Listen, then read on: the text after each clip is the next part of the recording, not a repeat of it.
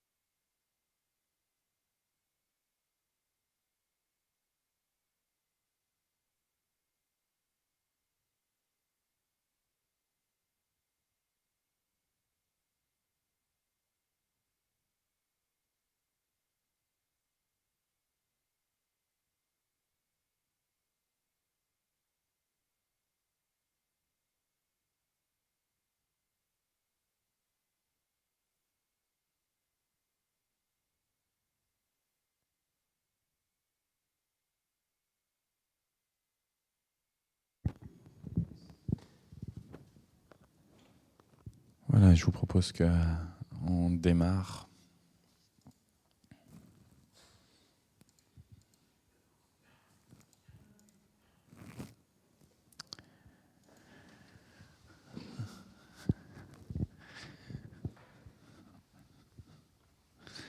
Il y a des fois, le Seigneur nous fait des drôles de clins d'œil. Dimanche dernier, Marie-Christine prêche aux deux cultes, au culte de 9h30 et au culte de 11h15. Et pendant l'été et là pendant le mois de septembre, on a travaillé sur le fruit de l'esprit.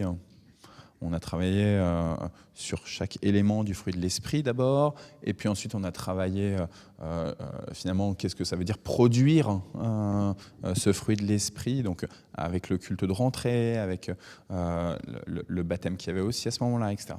Et donc bref, tout un temps là, pendant presque 3 mois, on peut dire 3 mois, autour de la question de l'esprit. Et on se retrouve là, dimanche dernier, on avait un peu fait le tour, et on ne savait pas trop quel texte il fallait utiliser. Et c'était Marie-Christine qui devait prêcher. Et Marie-Christine se dit, bon, je vais prendre le texte du jour dans la liste des textes de la Fédération protestante de France, qui est la même liste à peu près que l'Église catholique romaine. Donc le lectionnaire classique qu'on appelle le lectionnaire en 3 ans, l'année A, l'année B, l'année C. Évidemment, chez les catholiques, quand vous utilisez ce lectionnaire, généralement, c'est l'évangile qu'on utilise pour faire la prédication, qu'on utilise pour faire l'homélie. Mais Marie-Christine, dans son discernement, dans son inspiration spirituelle, elle reçoit qu'elle doit travailler sur l'épître. L'épître, c'est 1 Timothée chapitre 6. Donc, dimanche dernier, on a un temps de prédication sur 1 Timothée chapitre 6, au culte de 9h30 et au culte de 11h15. Et pendant l'un de ces prêches, je ne sais plus si c'est au culte de 9h30 ou au culte de 11h15, elle dit « Si vous avez l'occasion de regarder à nouveau ce texte-là, je vous y encourage. Bon, je sais que vous avez plein d'autres textes à lire, etc. Vous n'aurez pas forcément le temps. Et puis, voilà, acceptez aussi que la prédication, elle est pour un moment précis et que demain, à chaque jour suffit sa peine, mais à chaque jour son pain aussi. Et donc, demain, il y aura une autre nourriture qui vous sera donnée. » Mais n'empêche qu'elle avait dit ça. Elle avait dit, peut-être que vous aurez l'occasion de relire ce texte-là. Il se trouve que nous, ici, le culte du jeudi, on suit aussi un lectionnaire. On suit un lectionnaire qui est le tour de la Bible en 1 an, et le fait que chaque jeudi, on prend juste le texte du Nouveau Testament qui correspond à ce lectionnaire-là, à ces passages qui sont lus par tous les gens avec la cause qui écoutent ou qui lisent la Bible. Et il se trouve qu'aujourd'hui, c'est 1 Timothée 6. Et j'ai trouvé ça tellement un beau clin d'œil de la part de Dieu, et je me dis, ça veut dire certainement quelque chose pour notre communauté, parce que, vous voyez, c'est complètement le hasard que Marie-Christine ne prenne pas le texte du cycle de prédication, puisque normalement on a un cycle de prédication, et Marie-Christine, en bonne servante, elle prend le texte du cycle de prédication. Mais là on était hors cycle de prédication, et Marie-Christine est inspirée de prendre les textes du jour de la Fédération protestante de France. Et inspirée qui prend non pas le texte du Premier Testament, non pas le texte de l'Évangile, mais qui prend le texte de l'Épître. Et inspirée, qu'elle nous dit, peut-être vous lirez à nouveau ce texte-là, et aujourd'hui, comme de par hasard, c'est ce texte-là. Je pense que le Seigneur veut vraiment nous travailler avec ce chapitre 6 de la première à Timothée. On l'abordera tout à l'heure, mais en attendant, je vous propose de prier et on va lire le psaume ensuite. Seigneur, nous croyons que tu es aux commandes de toutes choses, absolument toutes choses. Les grands desseins de l'humanité, les grands desseins de la création, nous croyons que tu es aux commandes. Les petites choses, les toutes petites choses, celles dont on n'a même pas conscience, nous croyons que tu es aux commandes, Seigneur. Oui, nous croyons que rien ne t'échappe dans nos existences, que rien ne t'échappe dans cette création, le macro comme le micro. Nous croyons et nous proclamons que rien, absolument rien, n'échappe à ton regard. Tu es un Dieu qui te soucie de sa création.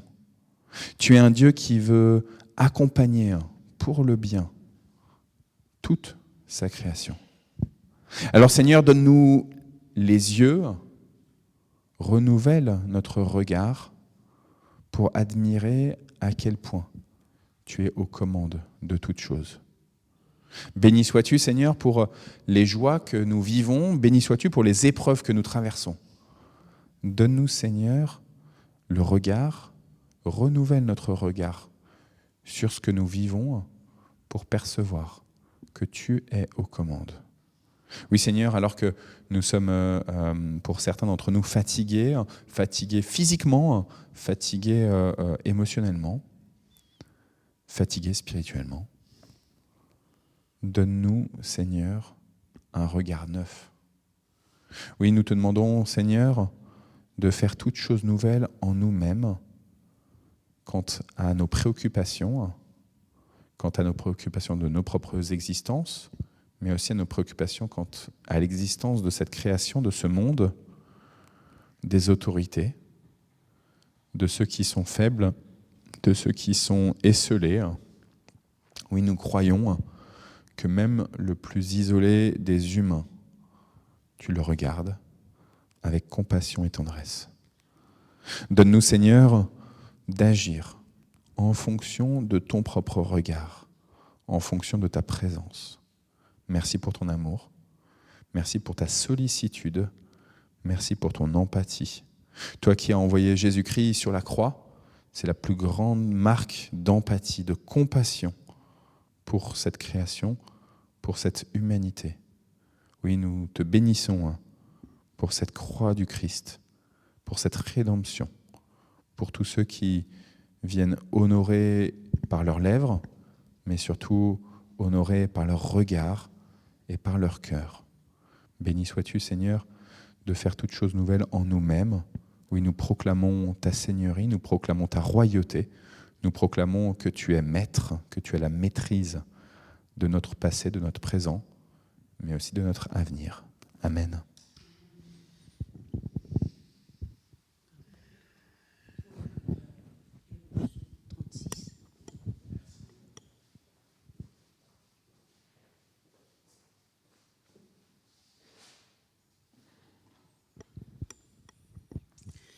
Du répertoire du chef de chorale et de David, le serviteur du Seigneur. J'ai à l'esprit cette formule qui exprime la révolte du méchant. À son avis, avoir peur de Dieu n'a pas de sens, car il a trop bonne opinion de lui-même pour reconnaître sa faute et la détester. Tout ce qu'il dit est mensonge et tromperie. Faire le bien n'a plus aucun sens pour lui. Il prépare son mauvais coup pendant la nuit. Il suit une route qui n'est pas la bonne. Il ne rejette pas ce qui est mal. Seigneur, ta bonté est immense, comme les cieux, ta fidélité monte jusqu'aux nuages. Ta justice va aussi haut que les plus hautes montagnes. Tes décisions sont profondes comme l'abîme. Seigneur, tu viens au secours des êtres humains et des bêtes. Mon Dieu, ta bonté est si précieuse, les humains cherchent refuge sous tes ailes. Tu les combles des richesses de ta maison, tu les fais boire au fleuve de tes délices. C'est auprès de toi qu'est la source de la vie, c'est la lumière qui éclaire notre vie. Maintiens ta bonté pour les personnes qui te connaissent, reste un Dieu juste pour ceux qui ont le cœur droit. Que l'arrogance n'arrive pas jusqu'à moi, que les méchants ne me chassent pas. Ils tombent ici, les gens malfaisants, ils sont renversés sans parvenir à se relever.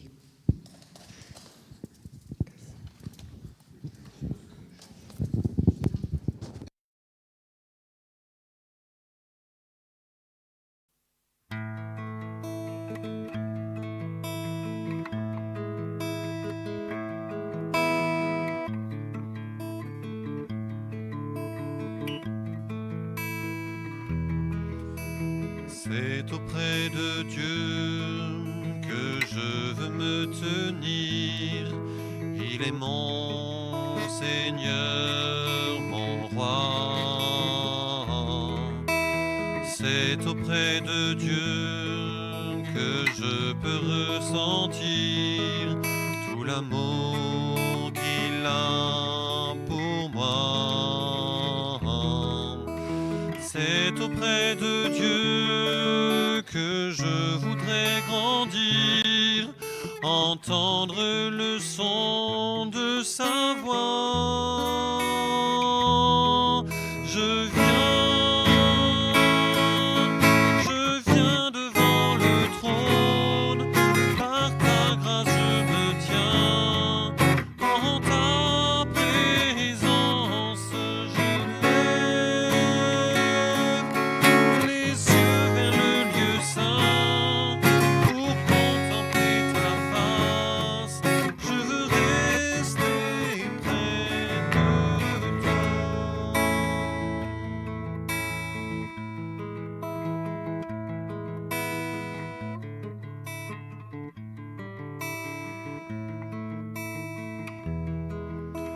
C'est auprès de Dieu que je veux me tenir.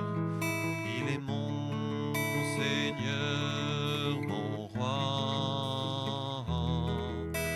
C'est auprès de Dieu que je peux ressentir tout l'amour qu'il a pour moi. C'est auprès de Dieu que je voudrais grandir, entendre le son de sa voix.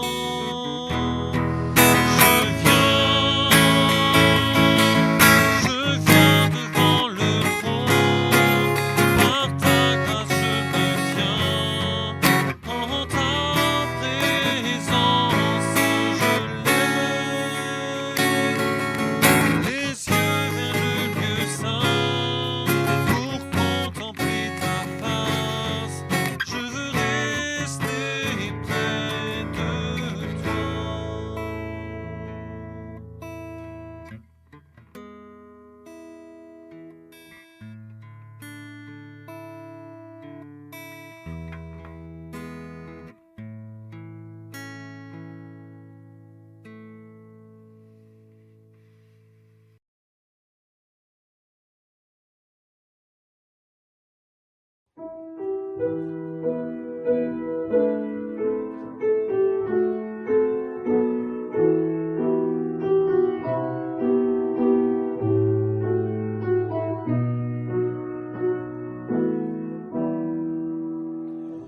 Comme un souffle fragile, ta parole se donne, comme un vase fragile,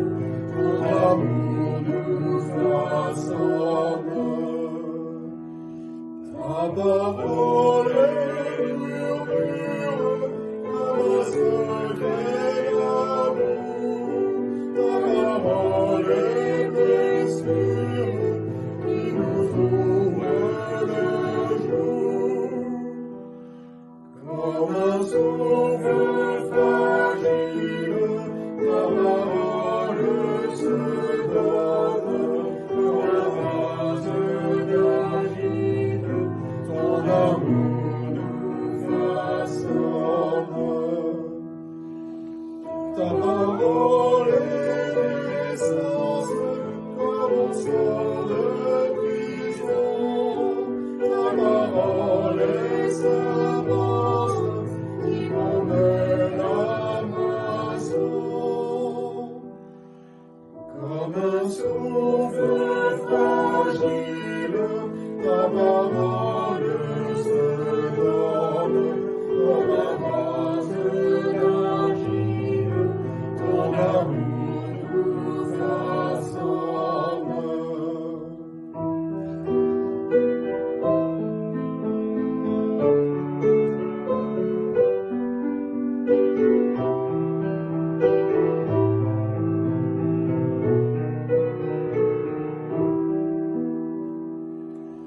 Ta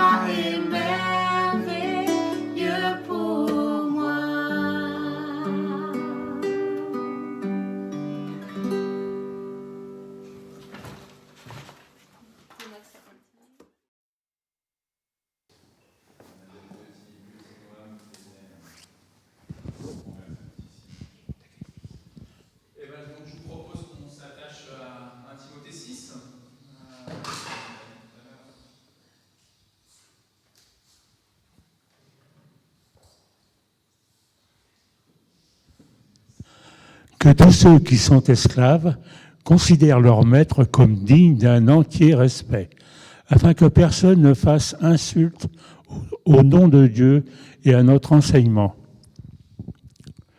S'ils ont des maîtres croyants, qu'ils ne leur manquent pas de respect sous prétexte qu'ils sont leurs frères. Au contraire, qu'ils les servent encore mieux, puisque ceux qui bénéficient de leur service sont des croyants aimés de Dieu.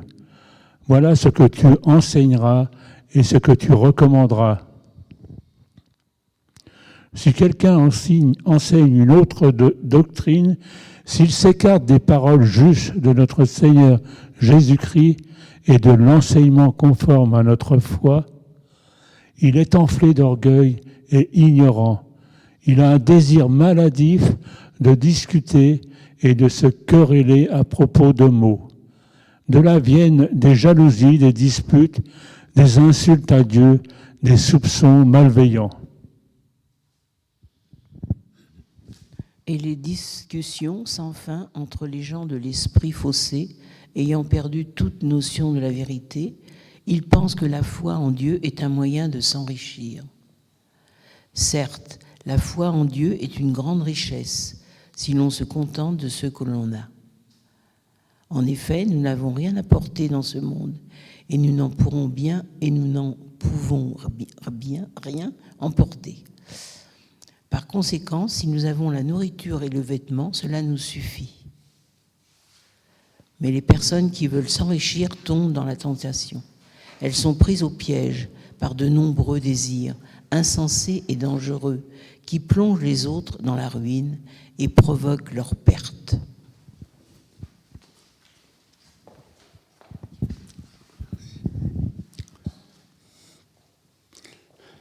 Car l'amour de l'argent est la racine de tous les maux. Et à cause de ce désir obsédant, certains se sont égarés loin de la foi et se sont transpercés eux-mêmes jusqu'au cœur, s'infligeant beaucoup de tourments. Mais toi, homme de Dieu, fuis tout cela. Poursuis la justice, la piété, la fidélité, l'amour, la constance, la douceur. Combat le bon combat de la foi, saisis la vie éternelle à laquelle tu as été appelé quand tu as si bien témoigné de ta foi devant de nombreux témoins. Je te recommande devant Dieu, source de toute vie, et devant le Messie Yeshua, qui, face à Ponce Pilate, a rendu ce même bon témoignage, d'obéir au mandat reçu, étant pur et sans reproche, jusqu'au jour où notre Seigneur Yeshua, le Messie, apparaîtra. Cette apparition surviendra au temps marqué par celui qui est le béni et le seul souverain, qui est roi des rois et seigneur des seigneurs. Lui seul, qui est immortel, qui demeure dans une lumière inaccessible, que nul homme n'a vu ni ne peut voir, à lui soit l'honneur et la puissance éternelle. Amen. On va continuer avec le 17.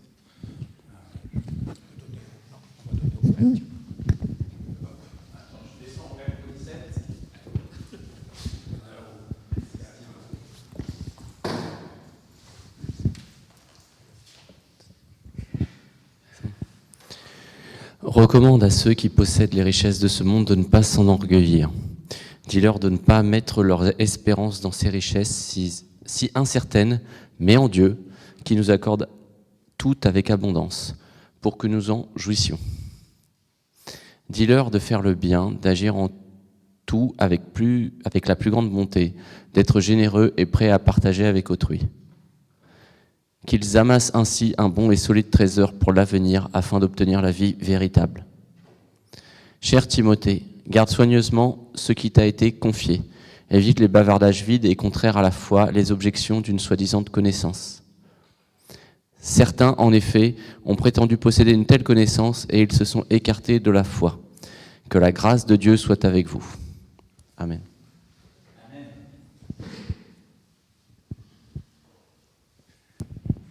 Merci beaucoup, les amis. Alors, ce que Marie-Christine, ce sur quoi elle avait prêché dimanche dernier, c'était pas l'ensemble du chapitre 6. Nous, à chaque fois, on prend tout un chapitre, mais c'était à partir de... Alors, attendez, là, je suis avec la nouvelle Bible second. Hop, je vais mettre avec la même que vous.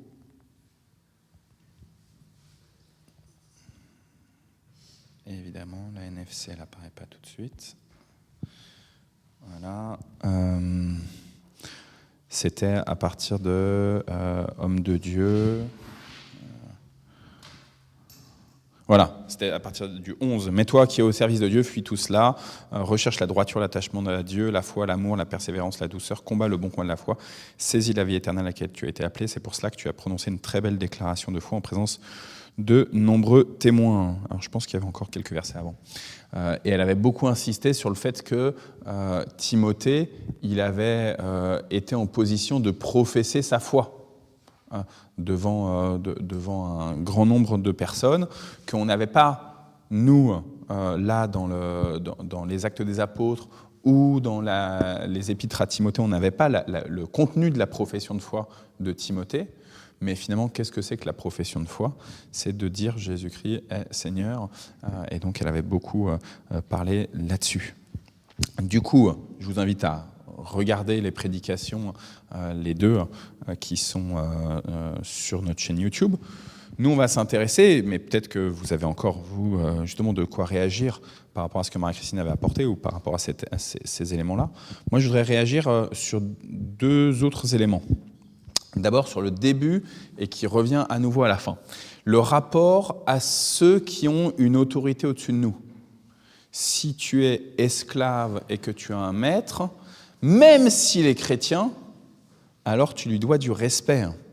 Tu dois te habiter pleinement cette vocation qui est la tienne d'être serviteur. Serviteur et esclave, c'est le même terme qui est utilisé. Et tu dois accepter d'habiter la vocation qui est la tienne. Même si, aux yeux du monde, même si toi-même, dans tes propres combats, eh ben, tu as du mal à accepter cette vocation et que tu peux dire c'est une injustice d'être serviteur, c'est une injustice d'être esclave, c'est une injustice de ne pas moi-même être le maître. C'est une injustice de ne pas avoir moi-même l'autorité et les richesses et les possessions. C'est une injustice que tout cela, non ? Paul à Timothée dit « Habite pleinement cette responsabilité qui est la tienne d'être esclave. » C'est pas évident dans notre monde où on cherche tous à être maîtres. Et j'en viens justement sur la fin de ce chapitre 6, sur la question de richesse. Il est si facile d'espérer avoir toujours plus de richesse, de posséder toujours plus. Et il faut bien se souvenir qu'un esclave, dans ce contexte-là, mais même dans les siècles suivants, un esclave, il est une possession de son maître. Il est une richesse de son maître. On cherche tous à ne pas être une chose manipulée par quelqu'un d'autre, mais à être nous-mêmes des manipulateurs de différentes choses.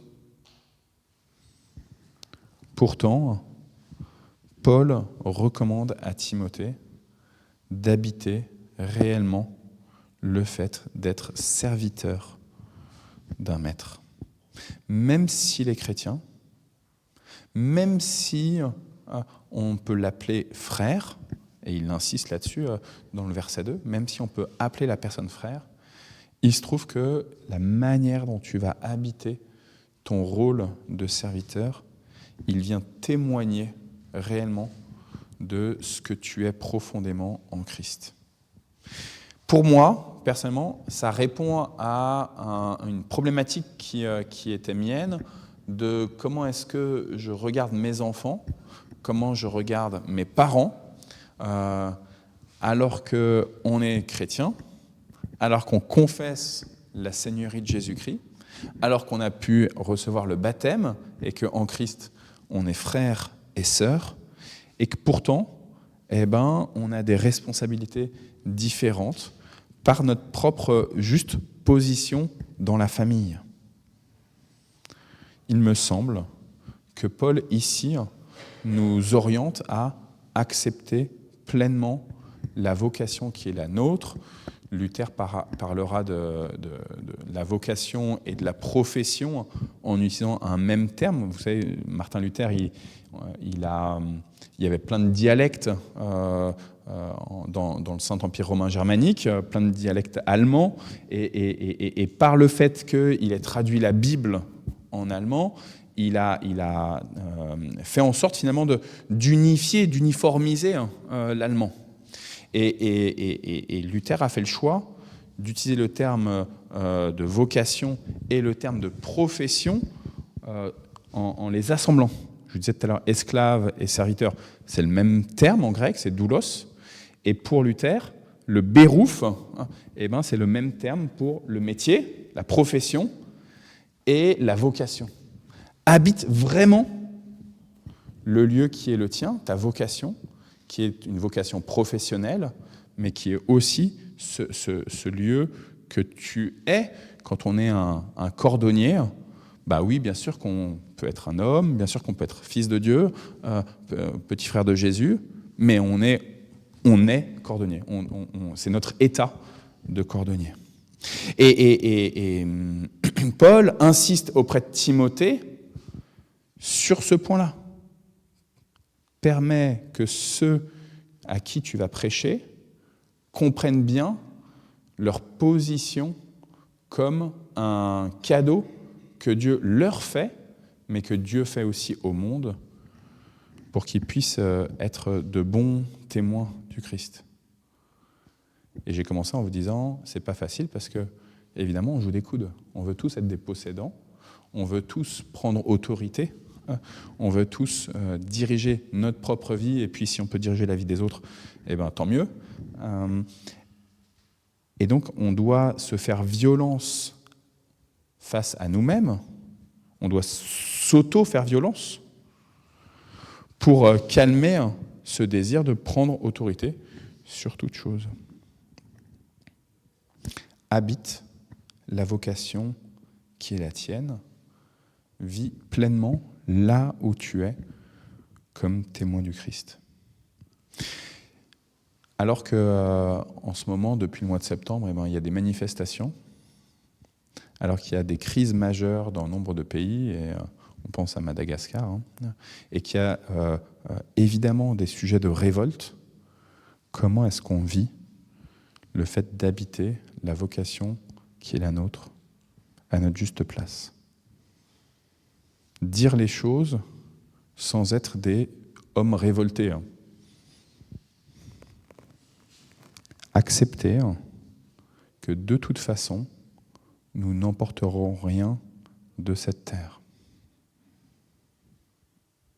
Aucune de nos richesses, mais aussi aucun de nos combats matériels et d'autorité. On peut avoir été la personne la plus investie dans ce monde, dans l'Église, dans le milieu associatif, dans les grandes œuvres. On peut avoir été un saint aux yeux des humains.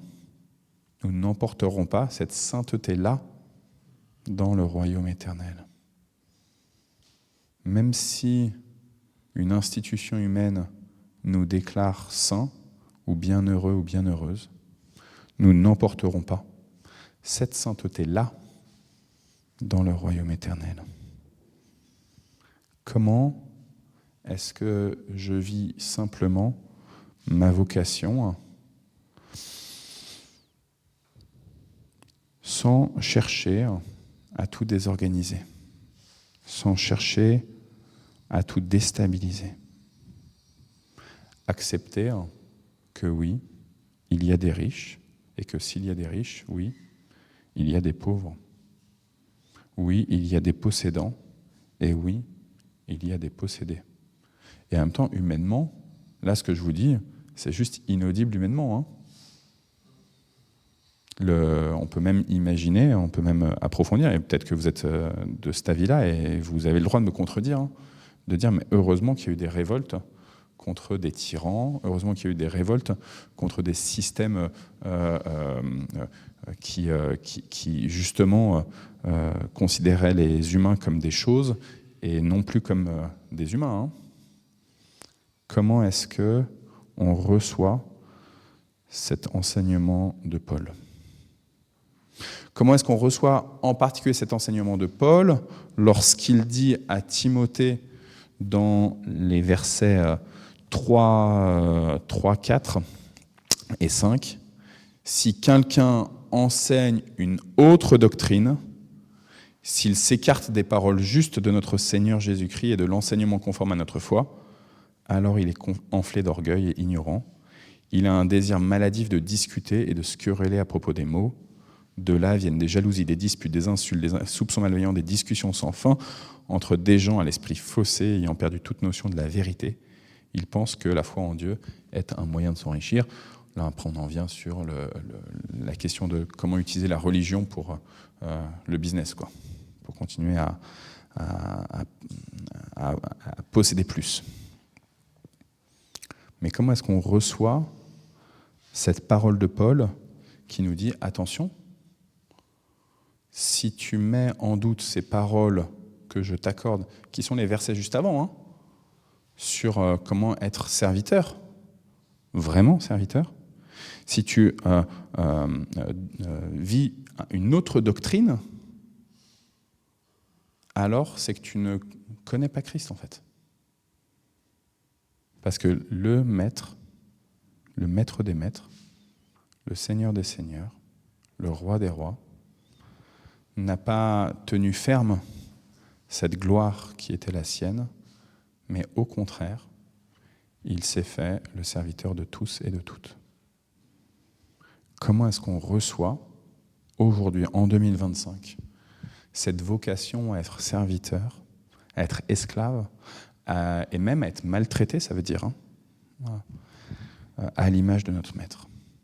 Alors qu'on crie à l'injustice, alors qu'on essaye nous-mêmes de quémander que justice soit faite.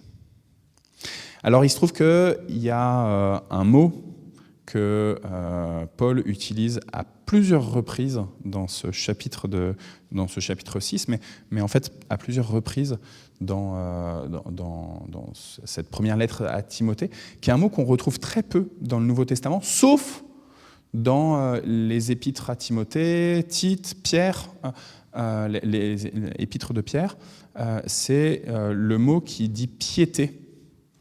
En français, c'est l'eusébie, en grec, c'est eusébia.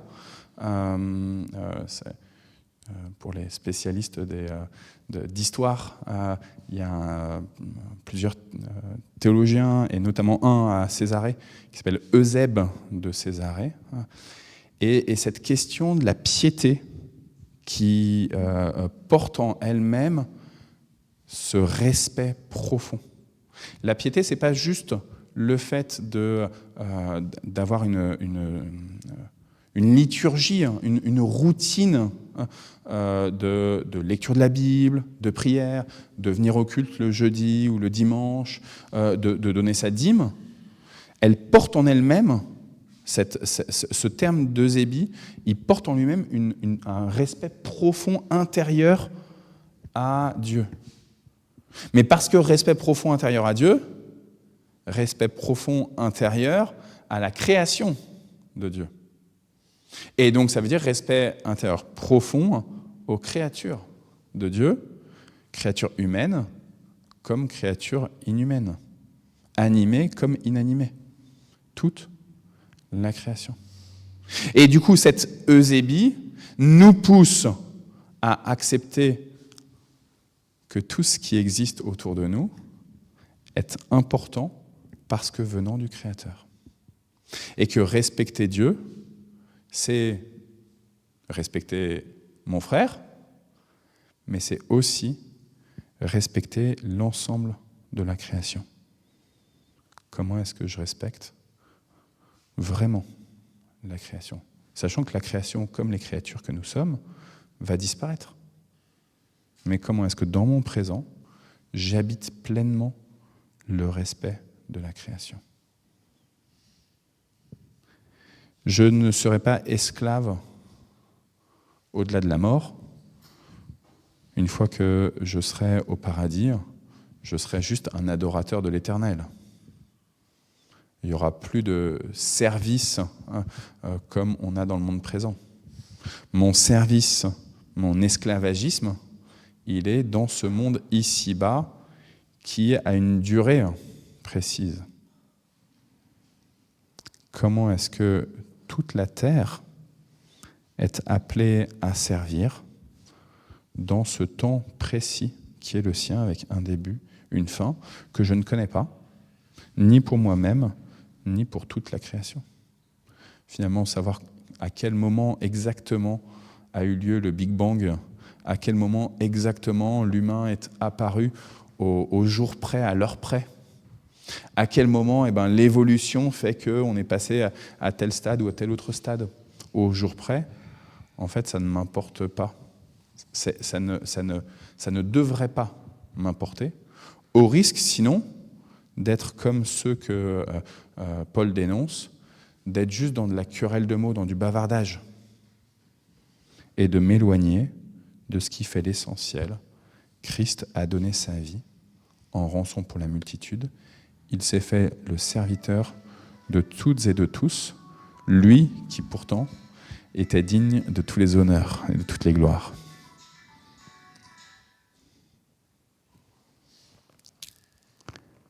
Accepter cette incarnation dans ce temps avec respect, avec l'eusébie de Dieu, mais aussi de ceux qui m'environnent. Voilà notre vocation, voilà celle qui a été celle de notre Maître Jésus-Christ. Il a accepté jusqu'à la mort cette vocation qui lui avait été donnée par le Père. Je vous laisse réagir ou me combattre. Non, enfin bon. Je ne vais pas te combattre, je vais plutôt un peu répéter tout ce que tu as dit quelque part. Parce que, bon, il y a vraiment des versets moi, que je connais depuis longtemps et qui me parlent beaucoup, notamment le fait de pas se quereller. De pas dire. Moi, je me tiens souvent en retrait quand il y a des discussions parce que je connais mon tempérament et puis celle de l'être humain, et puis je sais que ça déborde vite et on va se disputer alors qu'au départ, on s'en fiche, quoi. Voilà. Je sais que ces paroles-là qui sont ici, vraiment, je m'appuie dessus. Et je m'appuie aussi beaucoup sur... je ne savais pas que la piété, c'était ce sens-là, et que c'est qu'on ne trouvait que là. Donc mais j'aime bien les 3 versets, j'ai l'impression de les connaître par cœur. J'aime bien quand Paul dit la piété est pourtant une source de grand profit, quand on se contente de ce qu'on a. Voilà. Je trouve ça extraordinaire, quoi. Il dit aimez Dieu et servez Dieu et vous aurez, il n'y a pas de plus grand profit à retirer sur la terre que de servir Dieu. En effet, nous n'avons rien apporté dans le monde. Il est évident que nous ne pouvons rien en emporter. Si donc nous avons la nourriture et le vêtement, cela nous suffit. Voilà ce que Dieu nous dit. On a assez avec ça. Et ça me fait penser au verset qui dit vous avez tout pleinement en Jésus-Christ. Souvent, je me dis j'ai pas de femme, j'ai pas ci, j'ai pas ça. Mais je me dis mais non, c'est pas vrai. En Jésus-Christ, j'ai tout. J'ai besoin de rien d'autre. Je ne vais pas parler beaucoup. Et puis donc, j'aime beaucoup ce passage de Philippiens pour ce qui est d'être un serviteur. Dans la version seconde, je la préfère. Que votre attitude soit identique à celle de Jésus-Christ, lui qui est de condition divine. Il n'a pas regardé son égalité avec Dieu comme un butin à préserver, mais il s'est dépouillé lui-même en prenant une condition de serviteur, en devenant semblable aux êtres humains. Reconnu comme un simple homme, il s'est humilié lui-même en faisant preuve d'obéissance jusqu'à la mort, même la mort sur la croix. Voilà. Donc il a poussé le service et l'obéissance jusqu'à donner sa vie. Donc, voilà. Et la Bible dit que vous n'êtes pas plus grand que le maître, donc le maître a souffert, nous souffrirons aussi. Voilà. Hier, on avait le groupe de prière des enseignants et on a parlé de la question de être maître, être père avec Matthieu, n'appeler personne sur la terre père, etc. Mais je leur disais que j'avais hésité à prendre au départ le lavement des pieds, donc dans Jean, et où Jésus justement dit si moi qui suis votre... Vous dites que je suis maître et seigneur, vous avez raison, mais du coup, si moi qui suis maître et seigneur, je viens de faire ça, eh ben faites-le vous aussi, vous n'êtes pas mieux que moi. j'ai fait beaucoup de boulot, j'ai eu plus de 30 employeurs, j'ai travaillé dans tous les coins, dans tous les métiers, dans tous les machins. Et dans le monde, ça se dit aussi, tout le monde veut être chef, mais personne ne veut être ouvrier. Il n'y a pas que chez les chrétiens, c'est comme ça partout, quoi. Tout le monde voudrait diriger, mais après, pour obéir et faire le travail. On le voit même dans la manière dont on accompagne la formation des enfants, des adolescents et des étudiants. C'est-à-dire qu'on les pousse tous à faire les plus grandes études pour avoir un meilleur boulot, parce que meilleur boulot, ça veut dire en fait diriger et ne pas être dirigé. Et j'étais assez troublé, je vous partage ça, assez troublé lors d'une discussion qu'on avait hier avec Isabelle donc pas dans le cadre du groupe des enseignants, mais juste tous les deux, sur une approche de la part de collègues à elle dans son lycée, où en fait je trouvais que c'était très bébé ce qui était apporté comme élément de formation aux élèves, qui sont des lycéens, qui sont des futurs professionnels de la petite enfance. Et je trouvais que c'était vraiment un peu ras des pâquerettes ce qui était donné comme élément de formation.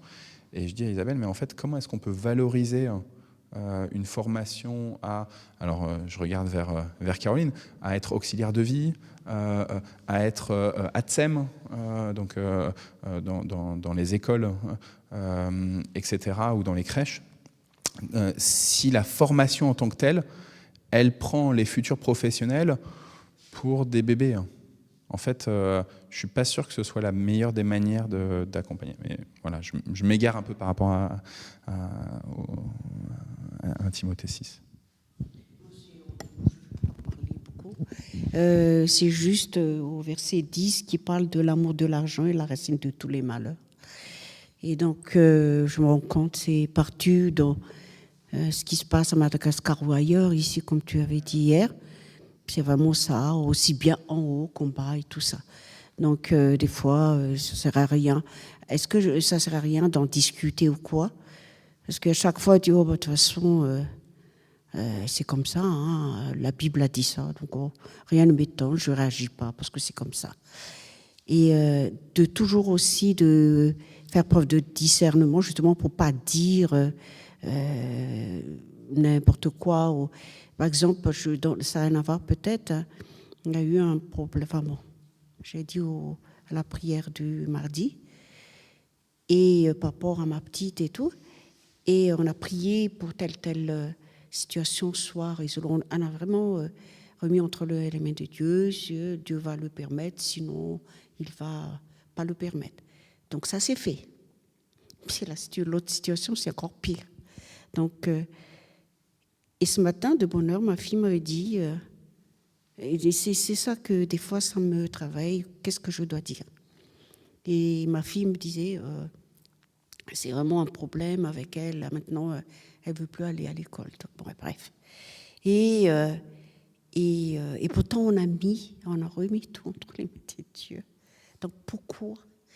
Et j'ai dit, tu sais, je ne sais pas si justement en parlant de parler, il faut vraiment trouver. J'aurais pas dû parler de ça peut-être, de réagir comme ça, de dire ce matin, de bonne heure d'ailleurs. Oui, mais tu sais, par exemple, quand on prie pour quelqu'un voilà, c'est pas pour autant qu'il n'est pas malade, ou c'est ça qui l'a choqué. Ça s'améliore, ça peut, hein, mais par exemple, on prie pour quelqu'un vraiment qui est très malade, et pourtant il meurt quand même, mais pourtant on a prié pour. À ça, maman, ça me choque. Alors elle a dit, je te laisse, je vais prier. Et j'étais pas bien depuis ce matin. Juste pour dire tout simplement par rapport à tout ce qui se passe autour de nous, en premier lieu avec nos enfants ou quoi, il faut bien regarder là, parce que j'ai dû dire ça. Donc, est-ce que des fois, comme on parle de plein de choses, il ne faut pas trop appuyer sur ça? Ouais, alors après, il se trouve qu'on est tous dans ce monde et que les idées de ce monde, c'est d'être en bonne santé, c'est d'être riche, d'avoir toujours plus de pouvoir. Et donc, si tu viens professer un Dieu qui accepte que sa création meure, que sa création soit maltraitée, que sa création soit injuriée, et ben en fait, tu vas juste contre les valeurs de ce monde. C'était incompréhensible, inacceptable pour les Juifs comme pour les Grecs, le fait que les chrétiens disent « notre maître a été jusqu'à la croix, il s'est fait cracher dessus, il s'est fait injurier, il a dit « j'ai soif », on lui a mis du vinaigre dans la bouche, quoi. C'est juste inacceptable comme situation. C'est juste inacceptable et incompréhensible en se disant, si vous acceptez ça, c'est que vous croyez en un Dieu qui est pervers, c'est que vous croyez en un Dieu qui n'est pas tout-puissant. Donc ça sert à quoi de croire en ce Dieu-là ? Nous, on pense que Dieu doit être le Dieu qui donne la richesse à profusion, qui donne la santé à profusion, qui rétablit celui qui a vécu des injustices, il est rétabli dans ce monde-là. Tu vois, on est très content que le livre de Job, finalement, après toutes les maltraitances, eh ben, à la fin, il est rétabli. Ouais, enfin, n'empêche que ses enfants qui sont morts et son bétail qui sont morts au début, ils ne reviennent pas à la vie.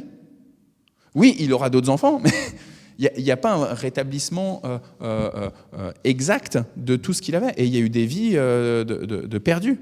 Et comment ça se fait que le fils de David et de Bethsabée, celui qui précède Salomon, comment ça se fait que lui, il meurt, etc., machin. Tu vois, toutes ces questions de justice.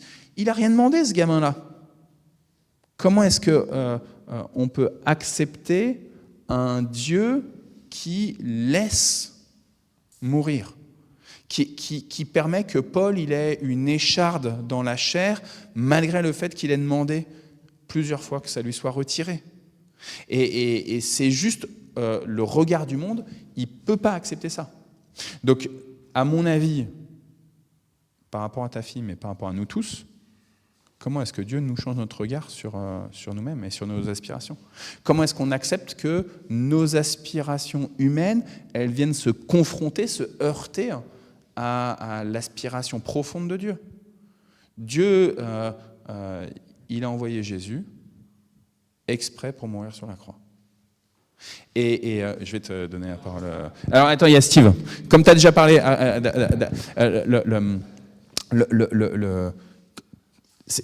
accepter de se faire violence à soi-même. Je pensais, tu vois, sur la question d'esclave. En fait, il y a aussi cette belle lettre à Philémon. Peut-être qu'on reprendra ça.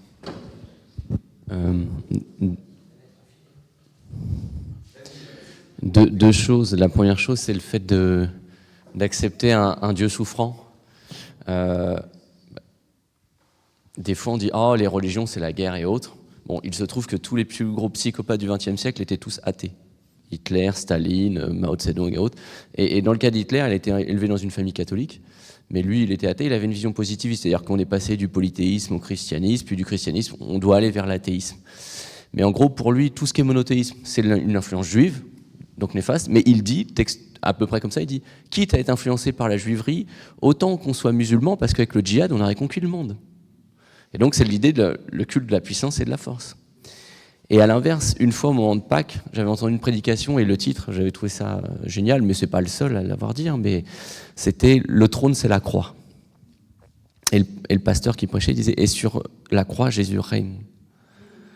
Et là, on est en plein dans ce que Paul dit, il dit « Nous prêchons Christ crucifié, folie pour les Grecs, on pourrait dire folie pour les Occidentaux, aujourd'hui, et scandale pour les Juifs.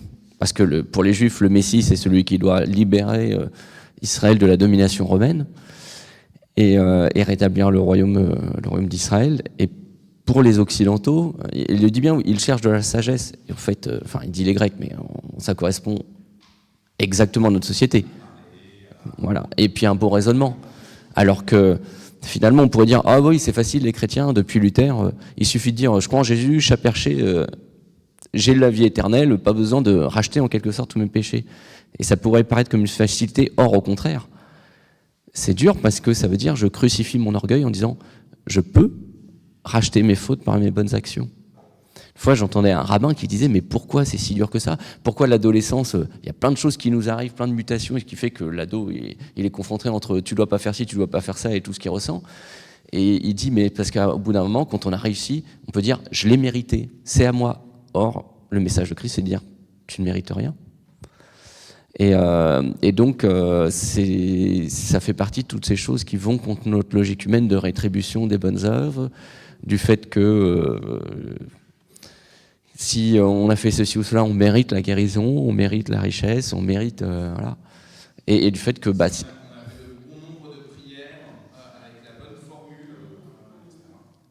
Et pour finir, on voit bien que dans la Bible, il y a des gens qui ont été ultra consacrés au Seigneur, comme Étienne, et sur la terre, ils n'ont pas eu de récompense ni pécuniaire, ni en prestige.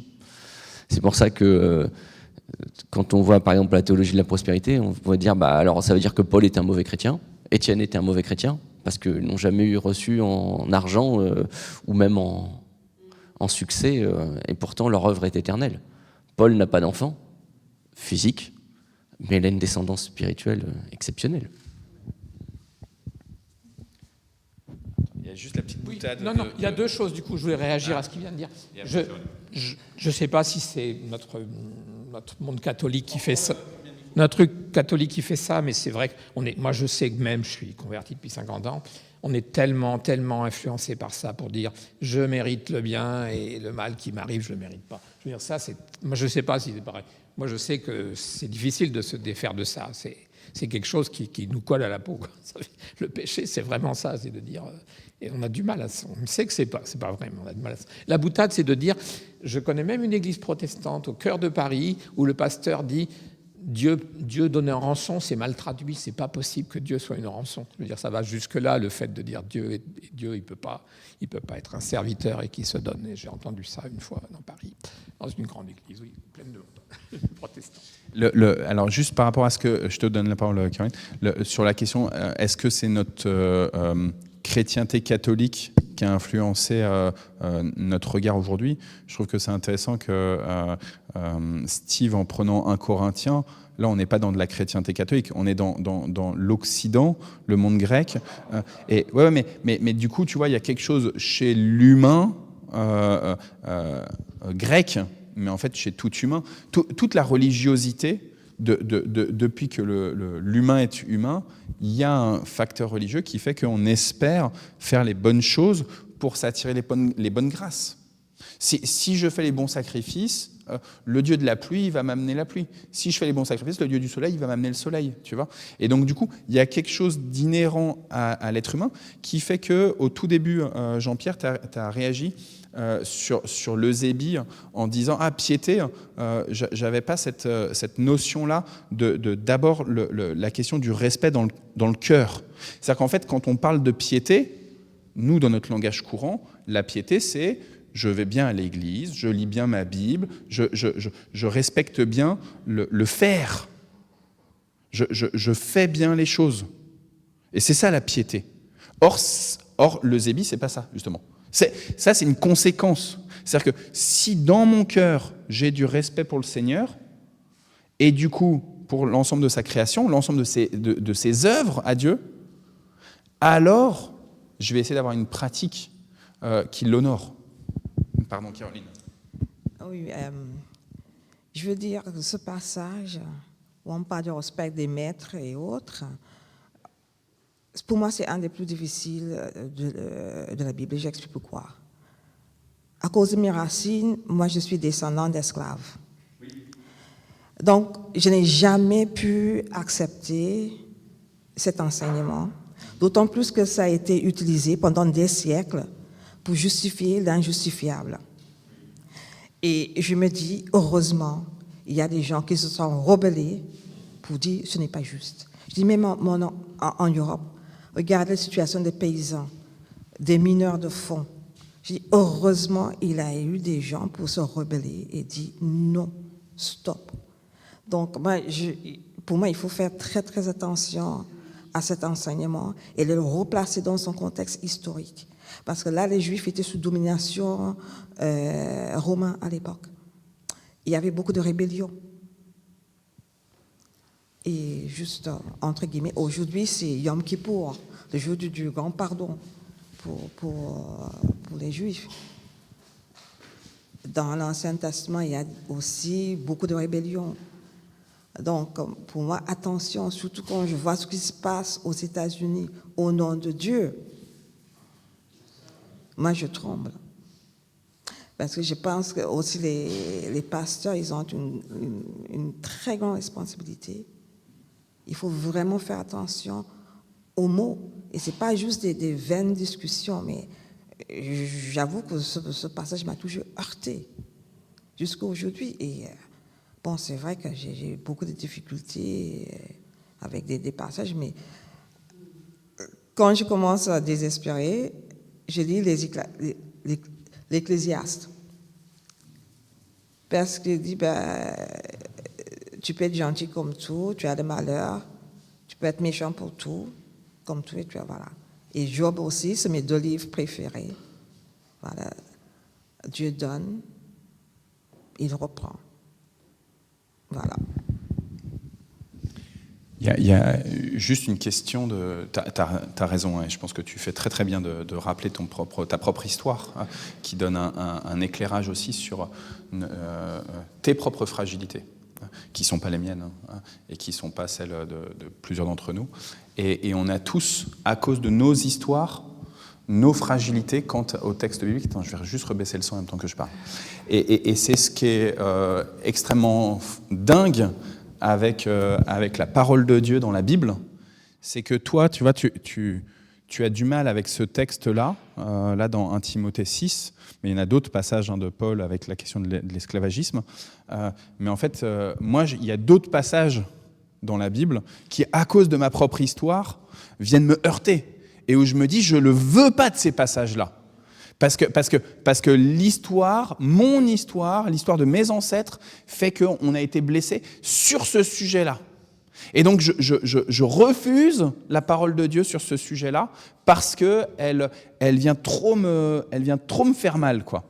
Et comment est-ce que nous, chacun d'entre nous, on ose accepter ce qui, humainement, est inacceptable ? Et moi, je pense que Paul ne justifie pas l'esclavagisme au sens de la maltraitance. Il me semble que ce que Paul justifie, c'est qu'il y a un ordre sociétal qui a son temps. Paul, il écrit là, 1er siècle, il ne sait pas comment ça va être 20 siècles plus tard, tu vois. Et il dit, dans ce cadre-là, habitez pleinement cette vocation qui est la vôtre. Et ne soyez pas objet de scandale pour les autres. Mais au contraire, vivez pleinement votre vocation particulière dans ce temps précis qui est le vôtre. Ce qui veut dire qu'en effet, il y a une justification de l'esclavagisme à cause de la Bible, à cause de Cham, à cause de la malédiction faite par Noé sur son petit-fils. Et ça a été utilisé. Au nom de cette Bible-là, il y a eu une perversion. Ce que ça vient montrer, c'est à quel point le cœur de l'humain il est perverti. La richesse, le pouvoir, l'autorité qu'on peut avoir, c'est exactement ce que pointait Anta. Ça vient créer une perversion qui fait qu'on prend la parole de Dieu et on cherche à écraser l'autre. Mais notre Maître, Jésus-Christ, à cause de cette perversion-là, qui est dans le cœur de chaque être humain depuis le péché originel, il l'a subi jusqu'à être le pire maltraité, en fait. Il a été, en termes de maltraitance, il a été aussi maltraité que tous les esclaves d'Afrique noire qui ont été réduits en esclavage lors de la traite négrière. Hein, tu as tout à fait raison. Comment est-ce que nous, où on est dans une certaine suffisance, un confort, une sécurité matérielle, alimentaire, on a tout ce qu'il faut, comment est-ce qu'on arrive à entendre cette vocation d'être serviteur et servante? Je vous partage juste, et après je te redonne le micro, Steve. Moi, il y a beaucoup de gens qui étaient salariés, que j'ai entendus, qui ont désiré ne plus avoir un chef au-dessus d'eux, parce que vraiment la hiérarchie, c'est horrible, et qui décident de devenir auto-entrepreneurs ou de monter leur propre structure. Je connais plein de gens qui sont passés comme ça d'un statut d'employé, de salarié, à un statut de chef.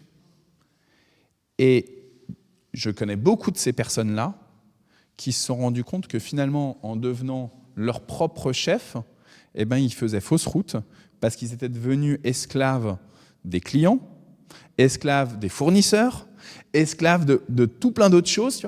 Et en fait, qu'ils n'avaient pas conscience, avant de prendre une autorité particulière, professionnellement parlant, en créant leur propre structure, que finalement, eh ben, on est toujours sous la puissance, sous les autorités d'autres. On ne vit pas tout seul en autarcie. On ne vit pas tout seul.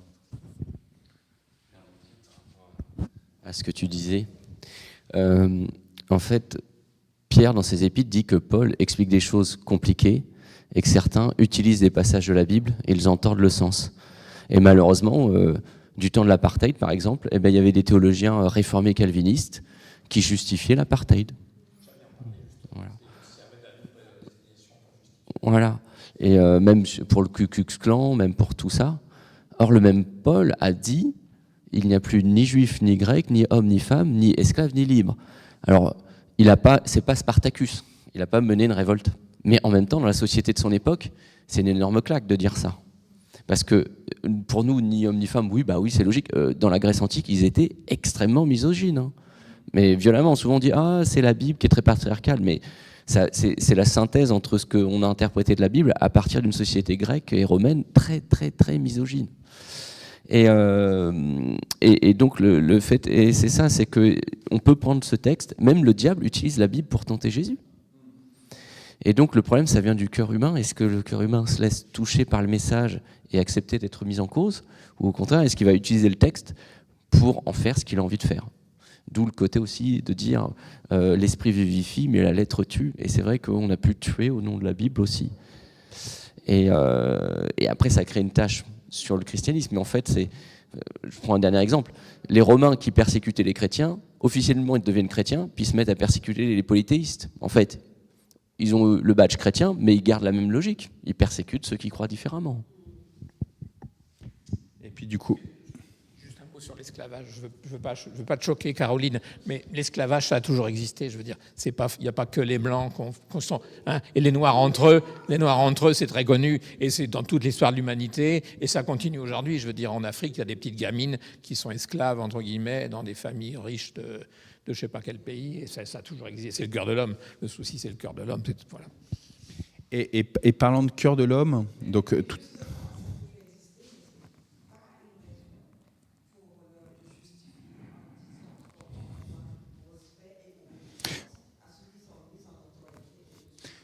en fait, je pense que...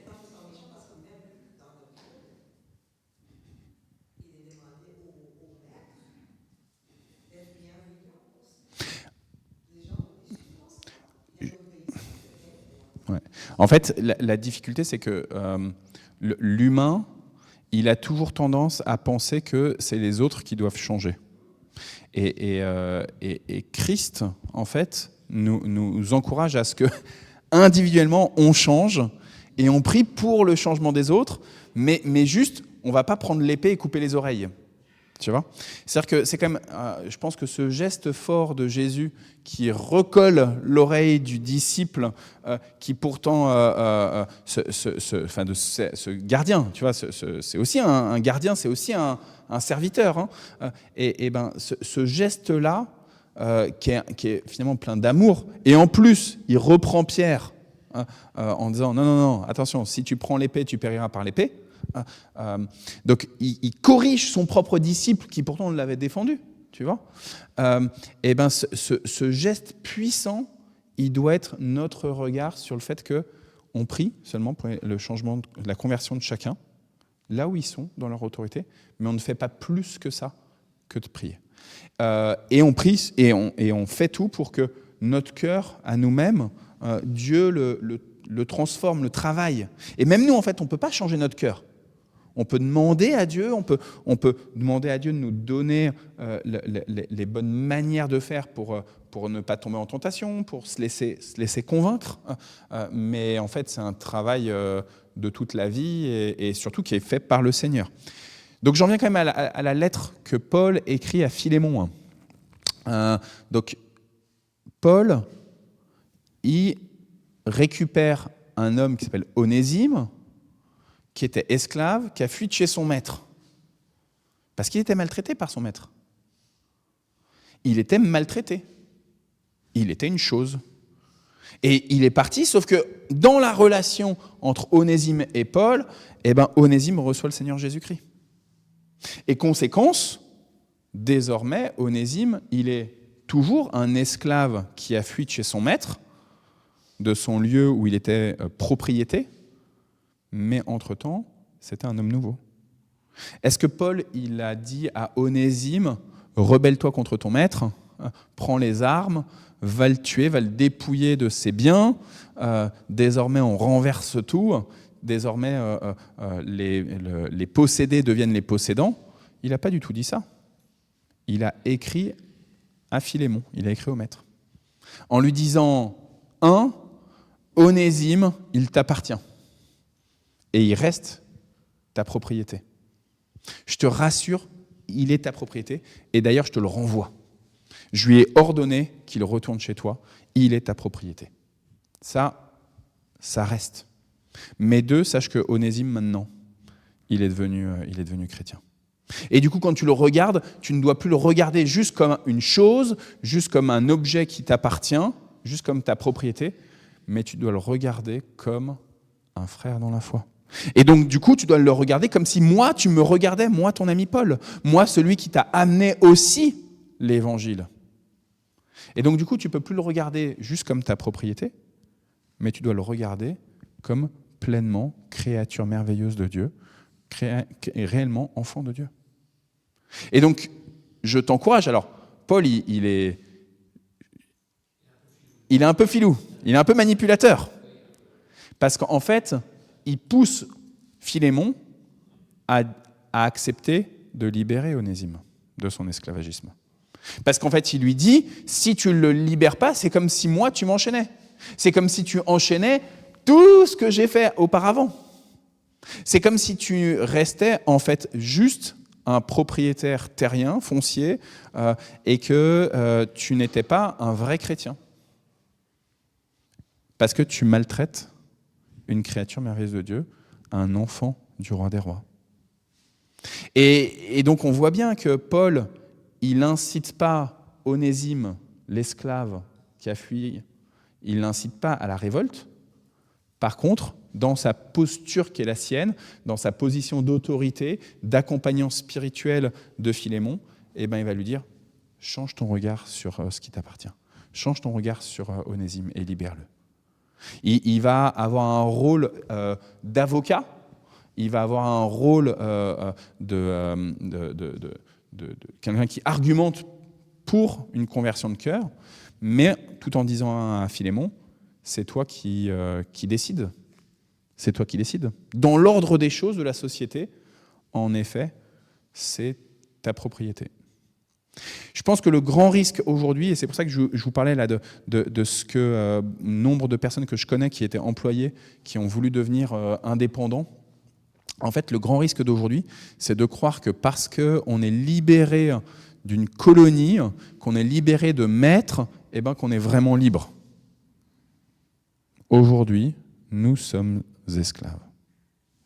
Et nous sommes esclaves notamment de ce que Paul dénonce dans la première à Timothée chapitre 6, l'argent. Combien nous 8, c'est ça eh bien, combien on est esclaves de l'argent? Combien l'argent est une préoccupation, mais majeure dans nos existences. Mais sauf que ça, c'est faux. Mais l'homme ne vivra pas de pain seulement, mais de toute parole qui sortira de la bouche de l'Éternel. Et donc, il dit bien seulement. Donc oui, on aura besoin, tu vois. Mais en termes de ce qui est la préoccupation principale de nos existences, ça devrait être uniquement chercher le royaume de Dieu et sa justice, et tout le reste vous sera donné en plus. C'est uniquement ça. C'est Salomon qui dit je veux de la sagesse pour gouverner. Je veux pas d'argent, je veux pas des femmes. J'attends la sagesse.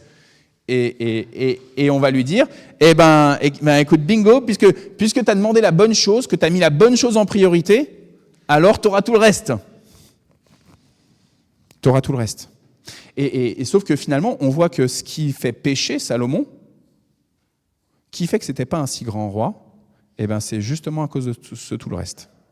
Toutes les mésalliances avec des fausses divinités, avec des idoles, qui seront conclues parce qu'il se sera lié à des femmes et que du coup, il aura fait des sacrifices iniques.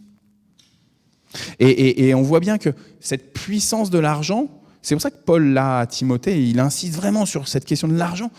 Elle est notre préoccupation tout le temps, quoi.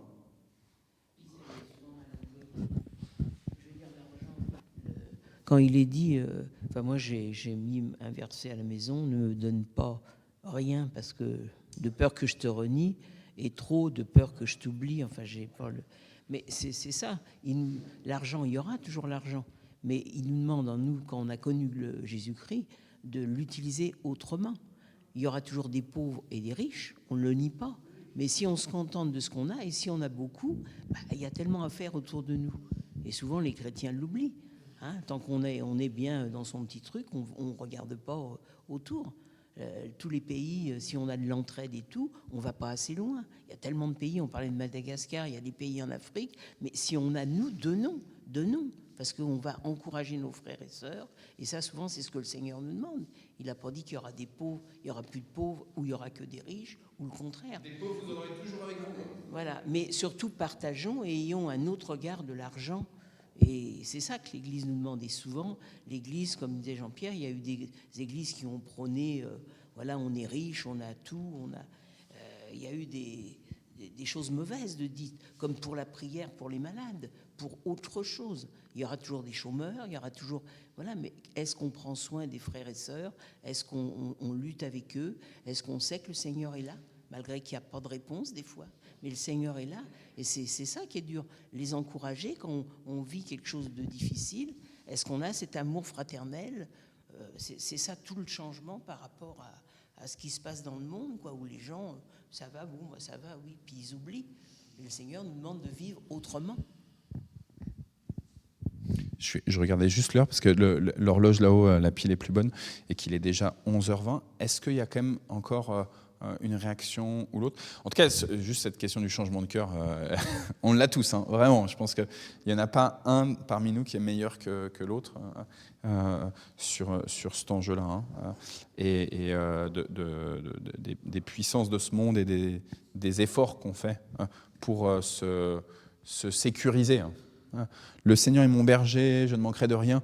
On le connaît tous par cœur, ce psaume 23. On le récite à tout va, à chaque obsèque, ou quasiment chaque obsèque. Quand je demande aux gens pour un psaume, c'est toujours le 23 qui sort, et c'est normal. Et donc on sait le dire, mais en fait on ne sait pas le vivre. Le fait d'accepter que Christ, que Dieu soit... Ah non, je l'ai mis là. Que Dieu soit vraiment notre seul à nous sécuriser. Et alors justement, Niger, Akouri, si nous trouvons un seul homme, nous le tuerons. Ce sont les mots terribles qu'a entendus Akouri alors que son village était attaqué par des extrémistes islamiques. Akouri a regardé ses enfants, ses fils, et d'un geste instinctif de mère, elle les a habillés comme des filles. En fuyant le village avec ses 11 enfants, elle a vu les corps de ceux qui avaient été tués pendant l'attaque. Au moins 18 personnes a-t-elle compté, 18 hommes donc. Et parmi eux, son mari. Ce n'est pas un hasard si les attaques ciblent d'abord les pères et les fils. Les hommes, piliers économiques de la famille au Niger, sont exécutés pour affaiblir et priver les femmes de tout soutien matériel. S'attaquer aux pères de famille, c'est s'attaquer directement à l'avenir et à la sécurité des familles chrétiennes. Un moyen efficace d'affaiblir le témoignage de l'Église, de faire taire l'Église persécutée. Vous voyez, s'attaquer aux pères de famille, c'est s'attaquer directement à l'avenir et à la sécurité des familles chrétiennes. Comme on vient de le dire, notre seule sécurité, elle est d'avoir Dieu comme berger. Mais dans l'esprit du monde, c'est juste normal. Et on sait que ça va faire des ravages et qu'il y a beaucoup de gens qui vont perdre la foi, qui vont être complètement déstabilisés à cause de ça, en plus de perdre la vie. L'histoire de Akouri n'est pas un cas isolé. Elle vous rappellera peut-être celle de Djemal en Éthiopie ou de Rif Katou au Nigeria, au Nigeria, et fait écho à celle de milieux de chrétiens et de familles à travers l'Église subsaharienne, l'Afrique subsaharienne. C'est pour eux que la campagne Afrique unie contre la violence appelle à briser le silence. Et donc, on nous demande de prier pour Akouri et sa famille. C'est un pseudo, comme toujours avec Porte Ouverte, mais ça nous aide à bien cibler nos prières, qui font face au deuil, mais aussi à la précarité. Grâce à vos prières et grâce à votre soutien, notamment financier, Akouri sent qu'elle peut continuer. Je supplie les chrétiens du monde entier de prier pour nous. Nous avons besoin de paix. Autre sujet de prière. Anta, est-ce que tu as des sujets de prière? Ok. On prie pour toi. On prie pour toi. Françoise, il y a Michel qui te pointe. Donc on prie pour toi, Françoise, pour justement ta santé. Là, tu avais plusieurs rendez-vous aussi. Voilà.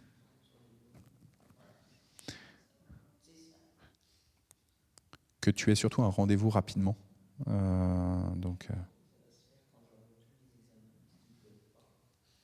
Ouais, il faut refaire les examens, du coup, parce qu'ils sont dépassés maintenant. Ils sont considérés comme dépassés. Ouais, c'est ça. Ils considèrent que c'est dépassé ce que tu avais fait avant. En fait, tu pointes ton épouse, mais je pense que vous deux, vous avez besoin pour votre dos. Voilà, vous puissiez. On est content de vous avoir avec nous. Ouais.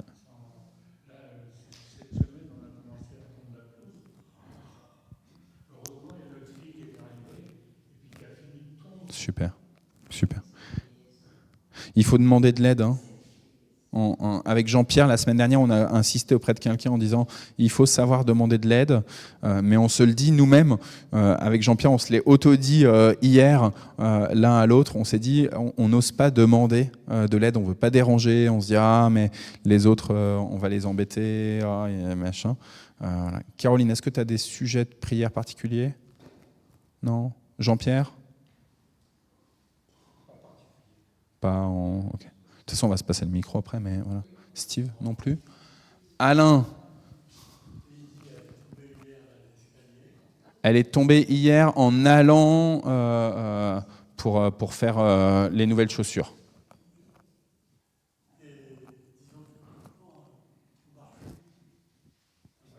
C'est un vrai problème.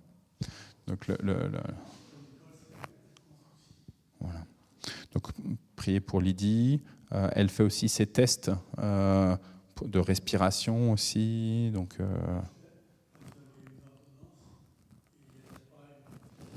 voilà. Donc, on prie pour Lydie. Ok. Je te propose, Alain, de commencer la prière. Pour une fois, on ne va pas commencer ici et puis après... Sentez-vous libre de prendre le micro ou pas. Merci notre Dieu, notre Père. Merci pour ta grâce. Merci pour ce que tu fais pour chacun d'entre nous. Merci Père, par Jésus-Christ, ton Fils bien-aimé, tu nous pardonnes de tous nos péchés, de toutes nos fautes, de toutes nos transgressions, de toutes nos mauvaises pensées. Oui, conduis-nous, Seigneur, et fortifie-nous. Viens, Saint-Esprit, viens en chacun pour nous libérer, nous guérir, nous purifier, et agis pour que nous soyons à la gloire et à la joie de notre Roi et Sauveur Jésus-Christ. Amen.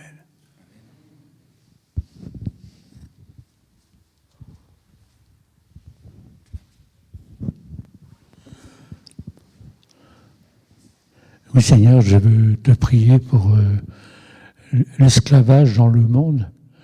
Nous avons lu cette semaine avec Françoise un reportage sur le Soudan, entre le Soudan du Nord et le Soudan du Sud, le Soudan du Nord vient kidnapper des familles entières pour réduire à l'esclavage les femmes surtout.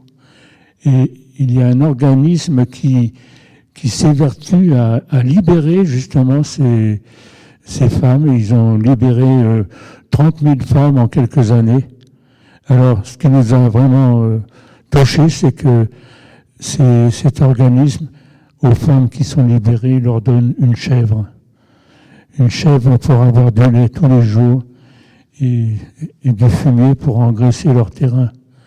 Alors, Seigneur, je veux te prier justement pour cette forme d'esclavage, que tu puisses abattre les frontières, Seigneur, que tu protèges ces nations qui souffrent justement de cette injustice. Merci, Seigneur, de te révéler à tous ces peuples qui se confient en toi, Seigneur, et qui t'acceptent. Merci, mon Dieu, de prendre soin d'eux. Amen.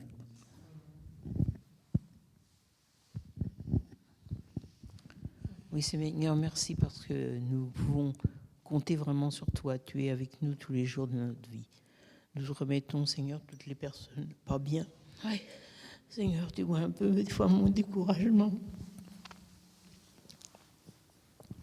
Seigneur, je m'en remets à toi. Que tu me donnes la force, Seigneur, et que vraiment tu sois avec tous ceux. Je pense à Lydie, à Nicole, à des gens qui passent par des épreuves, Seigneur. Tu nous as pas dit que on serait tous guéris, oui, comme tu le dis dans ta parole, mais tu as dit que tu serais tous les jours avec nous. Et que, Seigneur, c'est toi qui donnes le courage, la force, Seigneur. Merci, Seigneur, pour cet amour. Que nous puissions en être conscients et que nous puissions compter sur toi, quoi qu'il arrive, quoi que soit ta réponse, Seigneur. Et que nous puissions vraiment tout mettre tout ce que nous avons vraiment en toi seul. Merci, Seigneur. Amen.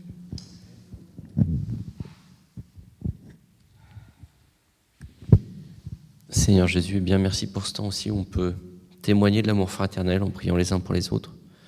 Merci parce que c'est vrai que quand quelqu'un souffre, eh bien, on ne peut pas prendre la douleur physique qu'il a, mais ça peut quand même toucher le cœur de savoir que des frères et sœurs gratuitement prient pour nous, Seigneur Jésus.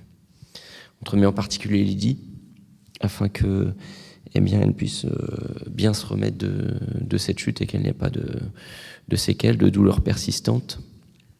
Nous te remettons Françoise avec ses examens à venir, afin que, eh bien, les résultats soient positifs. Et puis que tout découragement, que ce soit pour Nicole, pour Françoise, pour son mari, eh bien, cesse, et que ta main, Seigneur, le fait de savoir que tu les aimes, tu les entoures, et qu'il y a des frères et sœurs qui pensent à eux, puisse, eh bien, leur redonner force, espoir et courage. Merci aussi parce que c'est vrai qu'on a dit que dans la discussion, dans l'échange, suite au passage, que malheureusement, eh bien, certains chrétiens avaient participé à des choses, eh bien, négatives et s'étaient pas rendu compte du mal qu'ils faisaient. On a parlé de l'esclavage, on a parlé de tout ça, mais merci aussi parce qu'il y a des chrétiens qui, au nom des valeurs de l'Évangile, ont combattu pour l'abolition de l'esclavage, ont combattu pour eh bien, l'amélioration du sort de personnes fragiles, Seigneur Jésus. Tu vois que ces dernières années, le christianisme, dans les sujets de société, est souvent associé à des sujets sur les mœurs ou autres, et que c'est pas que ces combats soient pas utiles ou autres, mais Seigneur, que nous soyons reconnus pour l'amour que nous témoignons à ceux qui sont en souffrance, dans la précarité, et que l'Église n'oublie pas sa boussole, Seigneur Jésus. C'est vrai que tant que nous serons sur cette terre, nous serons marqués par le péché et l'imperfection de cette planète. Et en même temps, eh bien, il y a quand même eu des gens qui se sont levés pour, là où ils pouvaient, faire du bien autour d'eux pour témoigner de l'amour de Christ. Enfin, eh bien, c'est vrai que on prie souvent pour des malades, pour que des personnes soient guéries. Et Seigneur, eh bien, permet qu'on voit des guérisons. Pas juste pour dire, nous, on est plus fort que les autres, nous, on a tout compris et vous êtes dans le tort. Non, pas juste pour se glorifier. Mais glorifie ton nom. Tu as dit, vous prierez pour les malades et les malades seront guéris. Et des fois, on est frustré quand même, parce qu'on ne prie pas pour recevoir la richesse, la gloire et le succès, on prie pour des gens qui sont en souffrance. Et permet que nos cœurs soient fortifiés et encouragés par des exaucements de prière, Seigneur Jésus. Amen.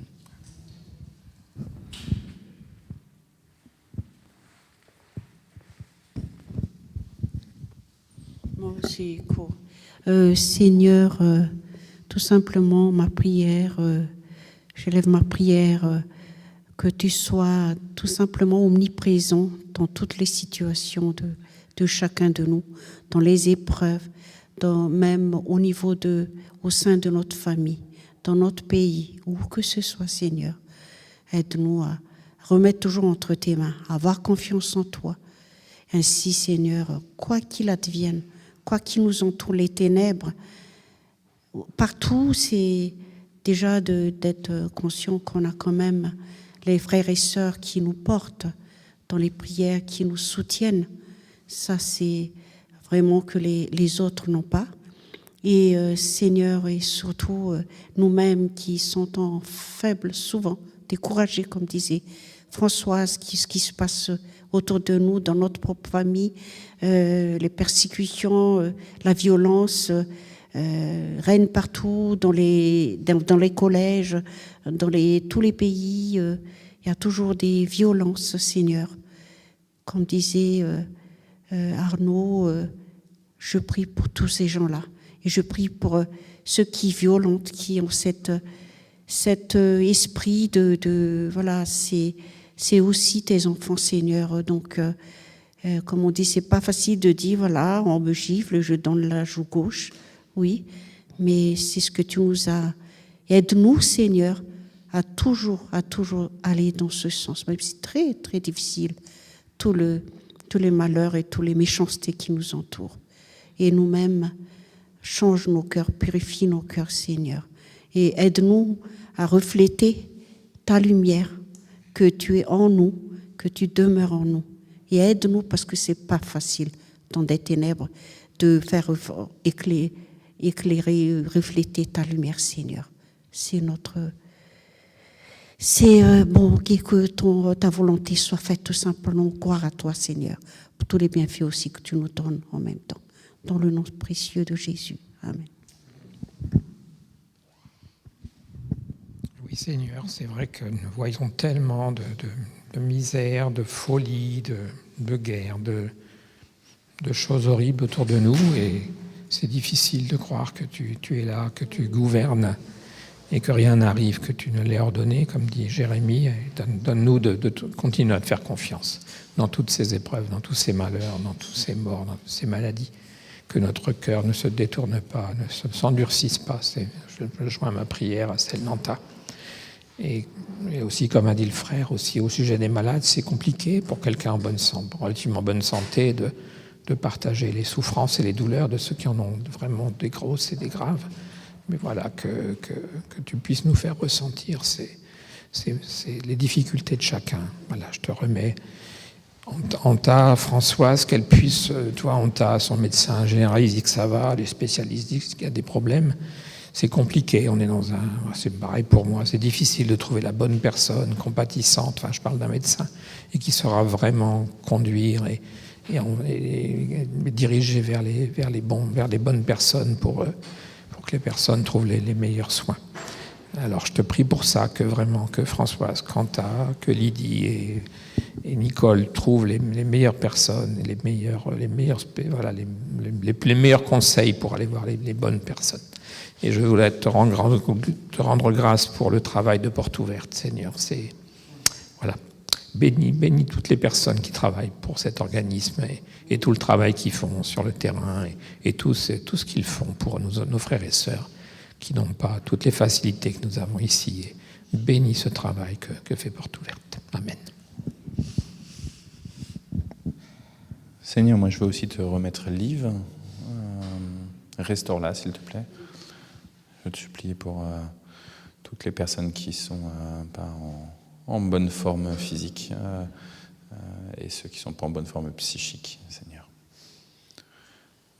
Je veux te supplier pour cette ville de Mantes-la-Jolie, pour les 40 et quelques mille habitants de Mantes, pour ceux qui dirigent cette ville, au conseil municipal, la majorité, les opposants, ceux qui font œuvre de commerce dans cette ville de Mantes-la-Jolie, Seigneur. Visite-les, s'il te plaît. Viens leur montrer que tu es alpha et oméga, que tu es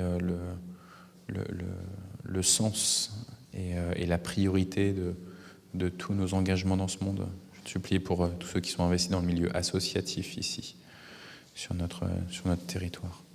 Je te supplie pour les églises chrétiennes ici à Mantes, mais aussi dans tout le Montois.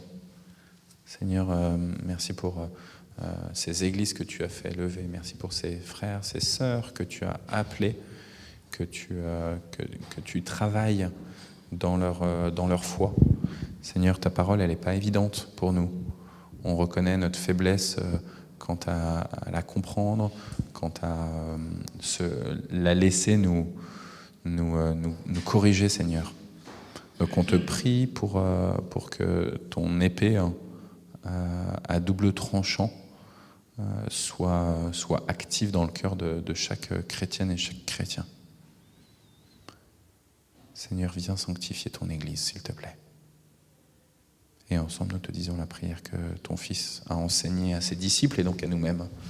Notre Père qui es aux cieux, que ton nom soit sanctifié, que ton règne vienne, que ta volonté soit faite sur la terre comme au ciel.